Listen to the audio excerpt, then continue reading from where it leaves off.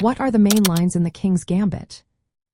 If you are curious about the main lines in the King's Gambit, you are in for a treat.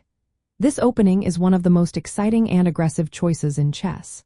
It begins with the moves 1 pawn to e4, 1 pawn to e5, and then 1 pawn to f4. This sequence offers a pawn sacrifice to challenge Black's control of the center.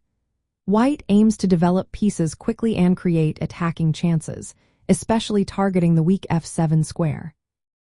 The main lines of the King's Gambit depend on how Black responds to the pawn offered on the second move. There are two primary responses: accepting the gambit or declining it. Each leads to different types of games. First, let's talk about the King's Gambit accepted. When Black captures the pawn with the move to pawn to e5, this is the classical response. It leads to sharp and tactical play. White's goal here is to regain the pawn while developing pieces rapidly. A common follow-up for White is to play 3 knight to f3. This move prevents Black from playing queen to h for check and prepares to recapture the pawn safely. Black often responds with 3 pawn to d5, challenging White's center.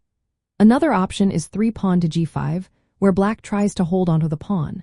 One well-known variation is the Fischer defense, which involves 3 pawn to d6.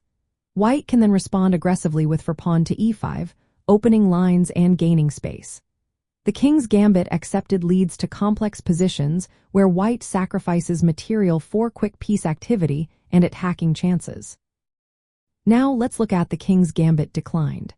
In this scenario, Black chooses not to take the pawn on f4. Common responses include to pawn to d6, which supports the pawn on e5 and leads to a more closed game. Another option is to knight to f6, attacking the pawn on e4 and preparing counterplay.